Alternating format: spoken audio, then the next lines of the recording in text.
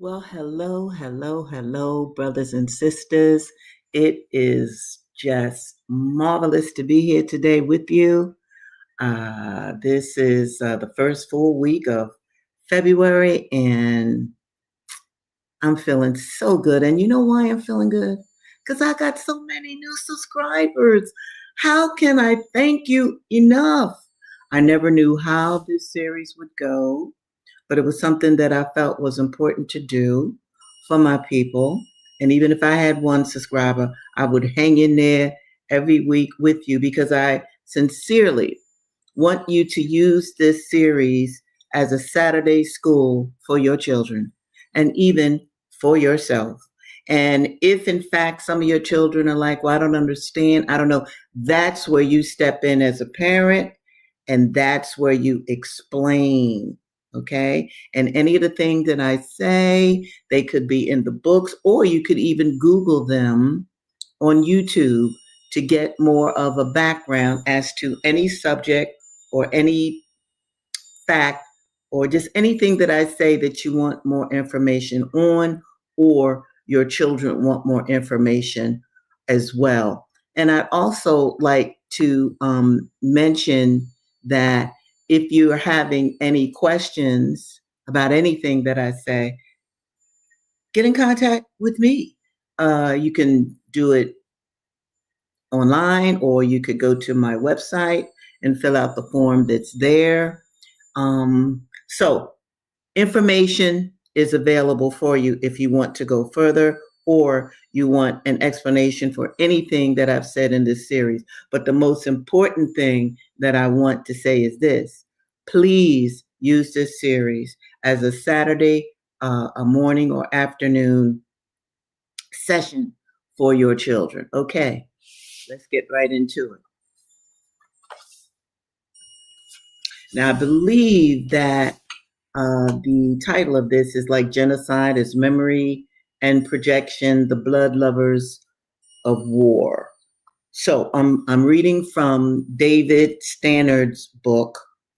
He's a historian, and he writes that, oh, I'm reading from, Murder Incorporated. Okay. Britain's people considered themselves the most civilized on earth. And before long, they would nod approvingly as Oliver Cromwell, a British leader, declared God to be an Englishman. I think I need to say that again. God is an Englishman. It is not surprising then that English tracts and official minutes during this time describe the wild Irish as naked rogues in woods and bogs whose ordinary food is a kind of grass. Less ordinary food for the Irish, some reported, was the flesh of other people. Now, this is how they wrote about the Irish, this before they got to you. Sometimes they ate their own mothers, which perhaps was only fair, since still other tall tales had it that Irish mothers ate their children. The Irish were in some unreasonable beasts, said William Thomas, beasts that lived without any knowledge of God or good manners, in common of their goods, cattle, women, children, and every other thing. Such brutishness was beyond the English capacity for tolerance, especially when the Bulgarians in question occupied such lovely lands. So, as they had for centuries, the English waged wars to pacify and civilize the Irish. These internal others were the primers for graduate level repression abroad as practiced against Indians and shortly thereafter Africans for centuries. Driven by a malevolent church and the ravenous royal houses of their lands, how can anything at all surprise us when we witness the sheer madness they visited upon the relatively dark-skinned peoples they met in this world they called new? They were to the invaders new. Even though these societies had existed for 40,000 years, and they were Bulgarians, even though these natives' lives spent in cities of splendor and delight had no peer in the dark, dank, cold places of the invaders' origin. They, in all their various manifestations, lived life in ways unimaginably different and better than these explorers. The only deficit was in their arts of war and death. And against these, they could not compete. The Indians, especially in what would later be called Hispaniola, Cuba, Central America, and Mexico, lived lives that would have been the burning envy of all Europe. When Spanish invader Hernan Cortes reached the island city of Tenochtitlan, he called it the most beautiful city on earth. Roughly the size of modern day Manhattan, it was home to some 350,000 Aztecs. Cortez's chronicler, Bernal Diaz del Castillo, wrote that the cities of the Aztecs were spacious, sweet smelling, and wonderful to behold. Its buildings were made of stone, with framing and furnishings of fragrant cedar wood, and the inhabitants used canoes to travel to and from this splendid, beautiful island. The Spanish were so dazed by what they saw that they imagined they were in a dream. But before they left, they transformed it into a living hell, a nightmare that may have begun in 1492, but one that did not end there. Truth be told, the lives of the original peoples of the Americas remained hellish for centuries. It has been some 500 years of hell. Were they jealous of the lives lived by these peoples? As Wahan Sanakak, I'm going to say it again, Wahan Sanakak, aka Powhatan, had claimed. Were they driven mad by irrational hatred and fear, inculcated with the demented narrow mindedness of a repressive religious teaching, or were they simply driven by whips of greed? As human beings or complex creatures, every one of these descriptions may have been impetus for their response to being strangers in paradise. Upon first contact with these peoples, the Spaniards extolled them as exemplars of beauty, gentleness, and generosity. Before long, these beings of virtue and peace would be transformed into red devils, for the green toxin had permanently changed the game. Like the outsiders within the tribes of Muslims and Irish and Jews, they were beyond the pale of considerations. They would serve as slaves, minors, and whores, or not be allowed to live at all.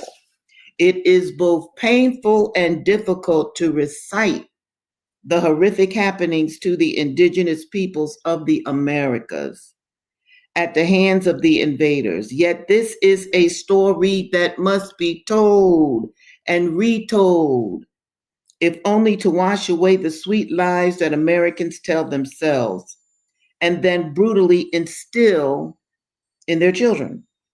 There is virtually nothing that the Europeans didn't do to those they held in thrall.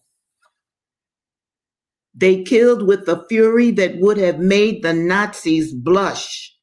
They enslaved, they slew, they massacred, they raped, they burned, they starved, and they broke the Indians on the wheels of hatred like old glass.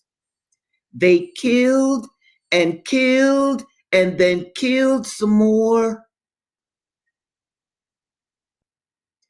They made the good old American saying, quote, the only good Indian is a dead Indian, into a motto that yet lives in the American soul, a motto of internalized massacre.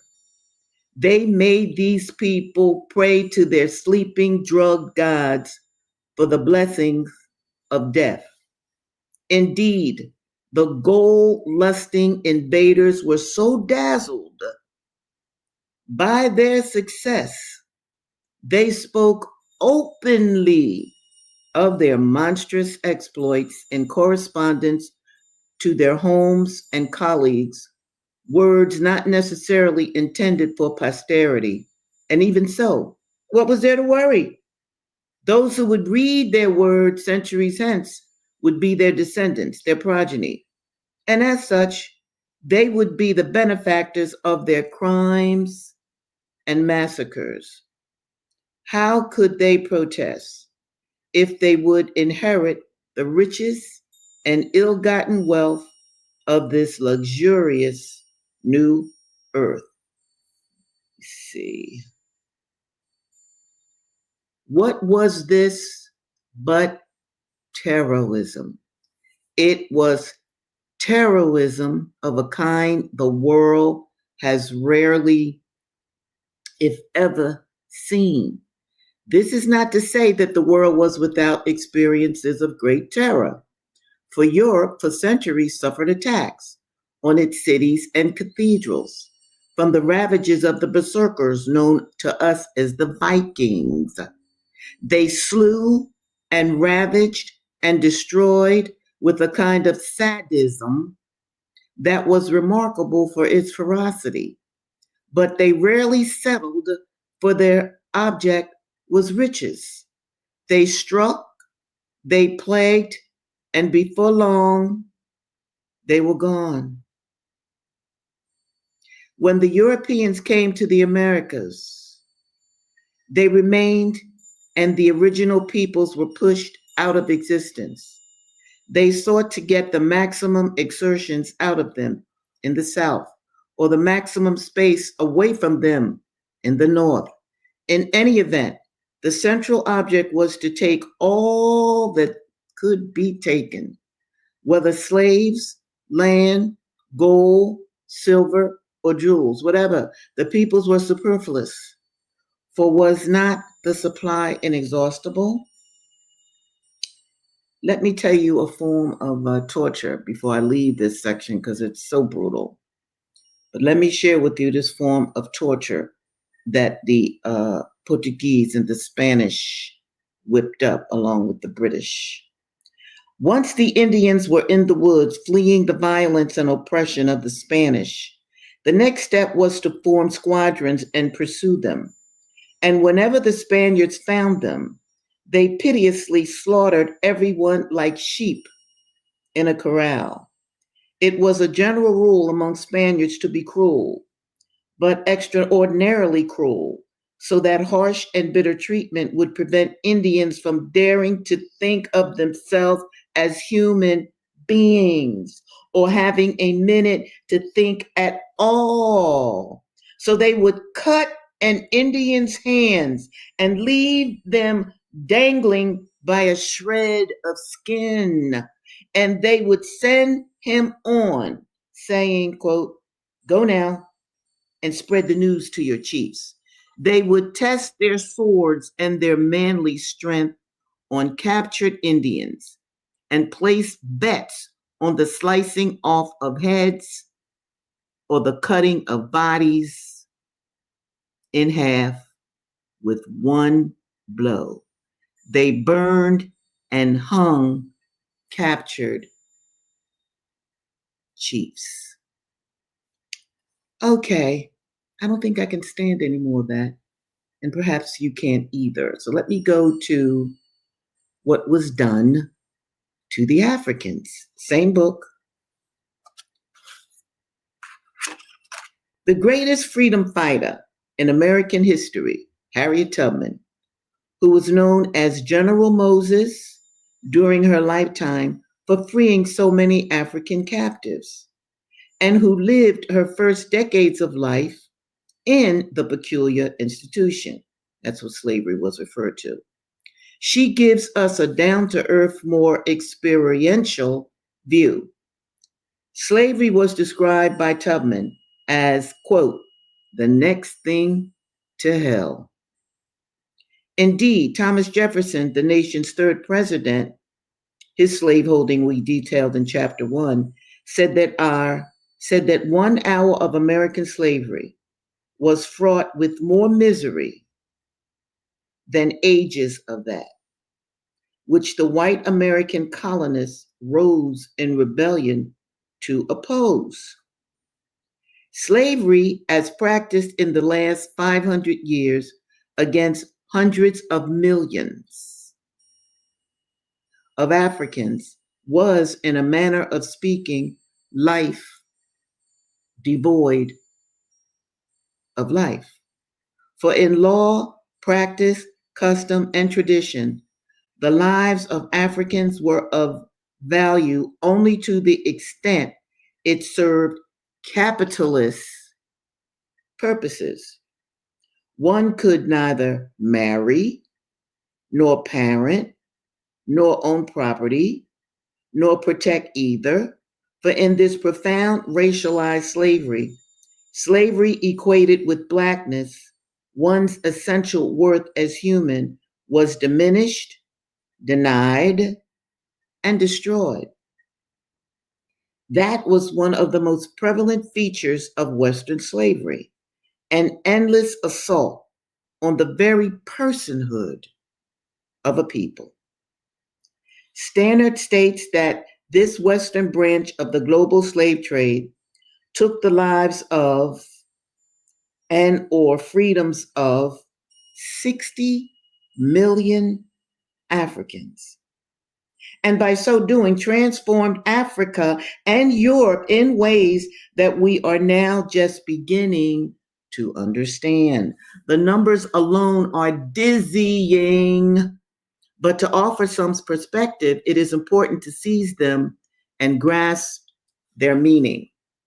When we speak of the eradication of the lives and or freedom of 60 million people, we are talking roughly in contemporary comparative terms about the almost total destruction of, say, France, the destruction of Canada twice, the liquidation of the United Kingdom, or the erasure of South Africa. What this meant, moreover, was the depletion of young people from the vast tracts of African societies, the young, the strong, and the new blood with which to replenish social structures, clans, families, and nations. For slavery was the forced extraction of labor power. Those who could do work which could be exploited. This meant young people. To be more precise, the vast majority of people who were brought into captivity in the Americas were young African males. Most African females who were captives were sold into intertribal slavery where their sexual and reproductive facilities could be exploited. This is terrible. In any event, I'm going to switch gears here, or do I want to read this? Africans weren't sure. Okay, no, I'm gonna read one more quote, and this is by the Black historian J.A. Rogers. I'm still reading from Murder Incorporated. Rogers says, indeed, the rise of America from a wilderness over which roamed Indians and buffaloes to world power, from a people once so pressed by hunger that some were driven to cannibalism, he's talking about the Europeans, to a nation with enormous surpluses of food, is nothing short of the miraculous. Britain took 1,920 years to become the world's foremost power, 1,643 years from Julius Caesar's invasion, 55 BC, to the defeat of the Spanish Armada in 1588, and another 277 years to Waterloo, 1815. The United States took only 353 years, that is, from the founding of St. Augustine, Florida, to the end of World War I. Why did America take the lead so early in the New World? The answer is trade. It was trade in molasses. Why molasses? Molasses meant rum. Why rum? Rum was for exchange of Africans on the African West Coast. In short, it was the sale of Africans in the New World, the slave trade that laid the financial foundation of the United States. Okay, I want to switch gears for a few and read from our friend Frederick Douglass, who wrote this narrative of his life, and he wrote it all by himself. And that's listed in the title, that he wrote this book all by himself. Because, enslaved N-words, they weren't supposed to know how to read. So, all by himself. What a great feat. Okay, I'm going to take and blend what I read the last time we were together last week. I'm still on how enslaved children were given their allotment every year. Their yearly clothing consisted of 2 coarse linen shirts, 1 pair of linen trousers, like the shirts, 1 jacket, 1 pair of trousers for winter, made of coarse Negro cloth. And Negro is written middle little n, Negro cloth. 1 pair of stockings and 1 pair of shoes, the whole of which could not have cost more than $7. The allowance of the slave children was given to their mothers or the old women having the care of them. The children unable to work in the fields had neither shoes, stockings, jackets, nor trousers given to them. Their clothing consisted of 2 coarse linen shirts per year. When these failed them, they were naked until the next allowance day. Children from 7 to 10 years old of both sexes, almost naked, might be seen at all seasons of the year. There were no beds given the slaves. Lord have mercy. Lord have mercy. There were no beds given the slaves. This isn't funny. My body's only laughing to cover up the horror of this. There were no beds given the slaves unless 1 coarse blanket be considered such, and none but the men and women had these. This, however, is not considered a very great privation. They find less difficulty from the want of beds than from the want of time to sleep. They had little time to sleep. For when their day's work in the field is done, the most of them having their washing, mending, and cooking to do, and having few or none of the ordinary facilities for doing either of these. Very many of their sleeping hours are consumed in preparing for the field the following day.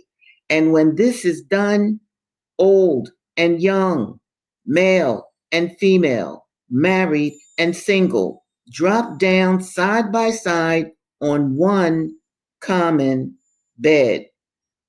The cold, damp floor, each covering himself or herself with their miserable blankets, and here they sleep till they are summoned to the field by the driver's horn.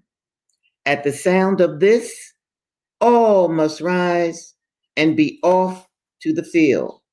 There must be no halting. Everyone must be at his or her post, and woe betides them who hear not this morning's summons to the field. For if they are not awakened by the sense of hearing, they are by the sense of feeling.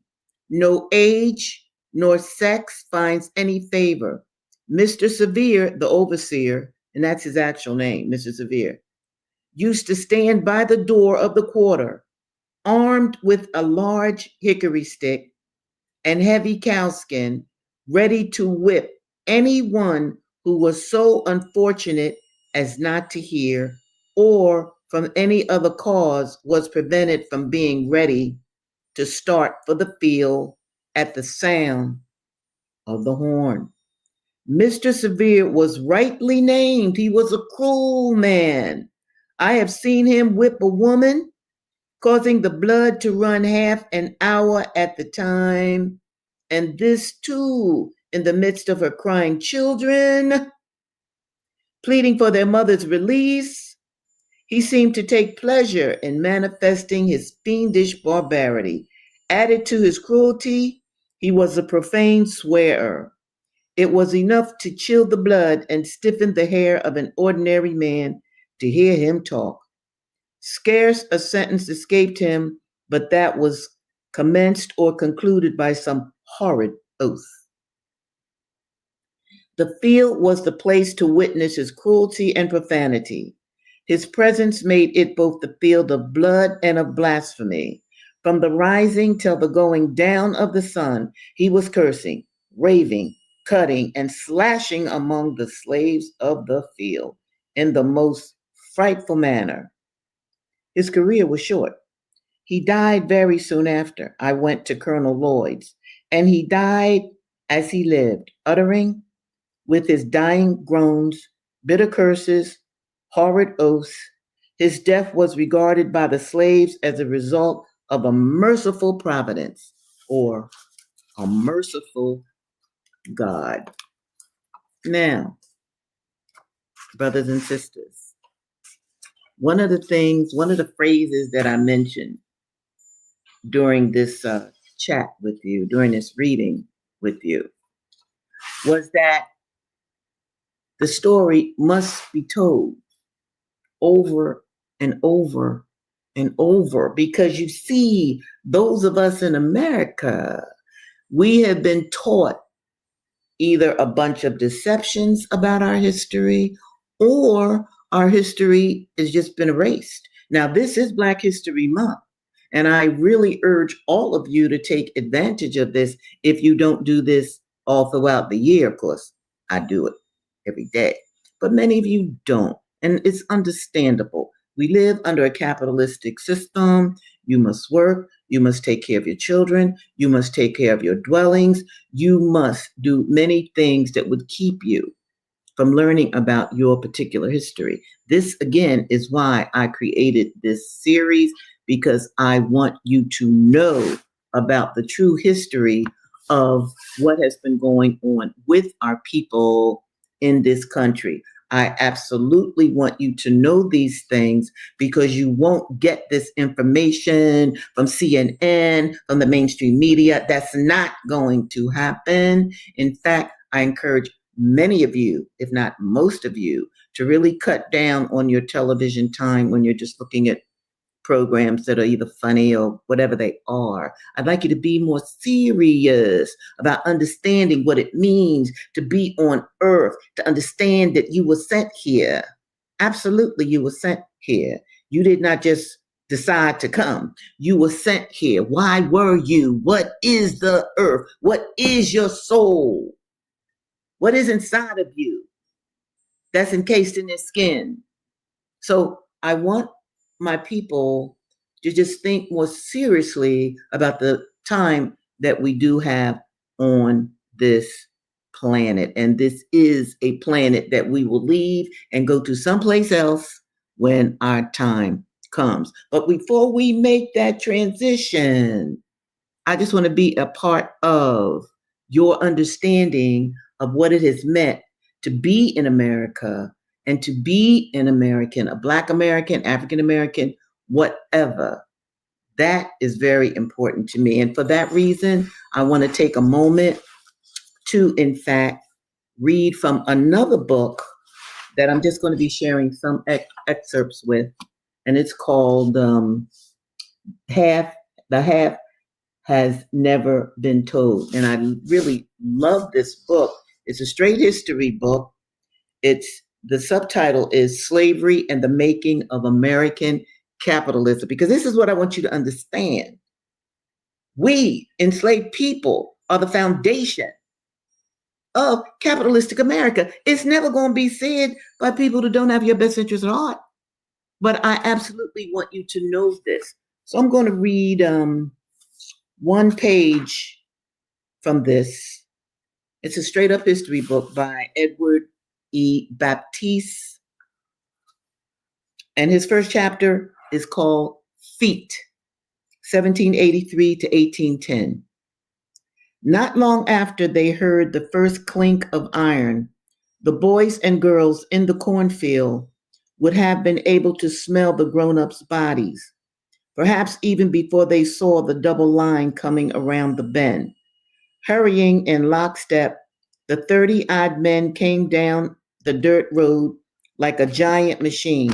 Each hauled 20 pounds of iron, chains that draped from neck to neck and wrist to wrist, binding them all together. Ragged strips flapped stiffly from their clothes like dead air pennants. On the men's heads, hair stood out in growing dreads or lay in dust caked mats. As they moved, some looked down like catatonics. Others stared at something 1,000 yards ahead. And now, behind the clanking men, followed a marching crowd of women, loosely roped, the same vacancy painted in their expressions, endurance, standing out in the rigid strings of muscle that had been replaced their calves in the weeks since they left Maryland. Behind them all swayed a white man on a gray walking horse. The boys and girls stood, holding their hose handles, forgetful of their task.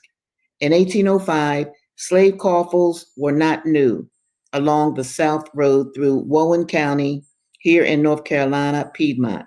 But they didn't pass by every day. Perhaps one of the girls close to the road, a 12-year-old Willow, stared at the lone man who, glistening with sweat and fixed of jaw, set the pace at the head of the double file. Perhaps he reminded her of her father, in her memory, tall, a few years back.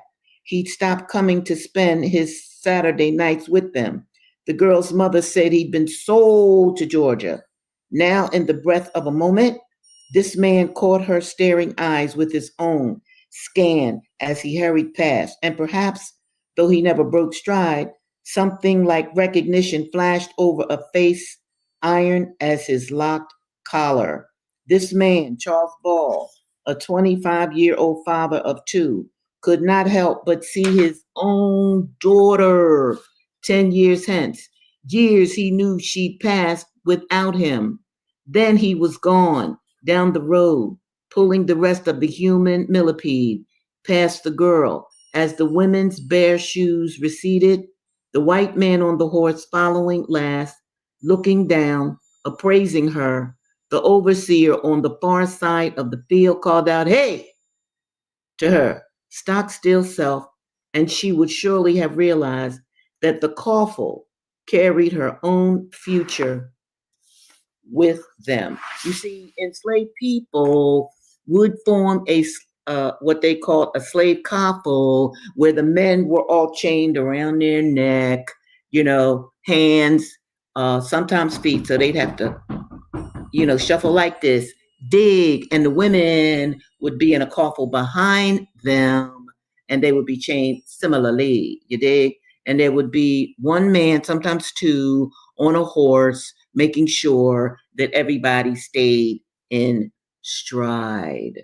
So, again, I was reading from the book, The Half Has Never Been Told, and it's the subtitle, Slavery and the Making of American Capitalism. Okay? So, my people, I'm going to be signing off for today.